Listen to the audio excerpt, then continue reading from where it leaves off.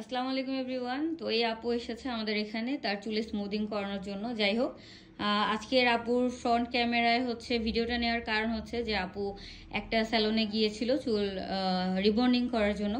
তো তার সাথে কি একটা মানে এত একটা দুঃখজনক ঘটনা ঘটলো, আমি আপুর মুখ থেকে আপনাদের মানে কাছে শুনে আমিও শুনছি, আপনাদেরকেও শোনাচ্ছি। একটু আপু বলবেন প্লিজ কি হয়েছিল? আপনি প্রথম তো আমার কাছে রিবন্ডিং করেছিলেন, তারপর আবার কেন গেলেন আরেক জায়গায়? আমার কাছে কতদিন আগে করেছিলেন? 2023 সালের নভেম্বরে আমি আপনার কাছ থেকে করছিলাম, তো খুবই ভালো হয়েছিল। তো কিছুদিন আগে, বেশি দিন হয়নি, 15 দিন হবে, তো আমার হাজবেন্ডের পরিচিত এক পার্লারে গেছি। মানে আমার চুলকে পুরো ধ্বংস করে দিছে।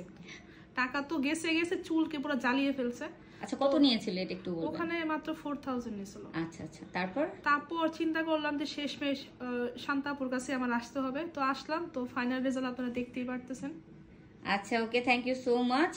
আর মানে আমি কি বলবো যে উনি আমার এখানে আসছে, আমি যেটা সত্যি কথা, কোনো চুল যদি নষ্ট হয়ে যায় সেই চুলটা আমি খুব সহজে ধরি না, বাট উনি প্রায় কান্না কান্না অবস্থা ছিল। কান্নাই করে দিছি। হ্যাঁ, উনি কান্নাই করে দিছিল এখানে, আমার এখানে আসা, যে জিনিসটা আমার কাছে অনেক খারাপ লাগছে। আসলে আমি বলবো যে একটা মানুষের শখের জিনিস হচ্ছে তার স্কিন আর চুল, এগুলো নিয়ে খেলা উচিত না। আপনারা যারা কাজ জানেন না, কাজ পারেন না, আরেকটু আমি বলবো প্রশিক্ষণ নিয়ে আপনারা দুদিন পর কাজ করেন, কিন্তু অন্তত কোনো ক্লায়েন্টের স্কিন আর চুল নিয়ে খেলা করবেন না প্লিজ।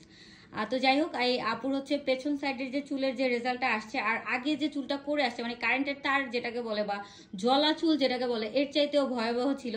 সেটা আমি অবশ্যই ভিডিওতে অ্যাড করে দিব। তো আমি বলবো আপনারা যারা মানে অন্য কোনো স্যালনে বা পার্লারে অফার দেখে বা যে কোনো সার্ভিসের জন্য যান, তাদের রিভিউ, তাদের হচ্ছে সবকিছু জেনে শুনে বুঝে তারপর আপনারা যাবেন, যাচাই করে তারপর যাবেন।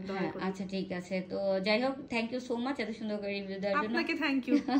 আল্লাহ হাফেজ। আল্লাহ হাফেজ।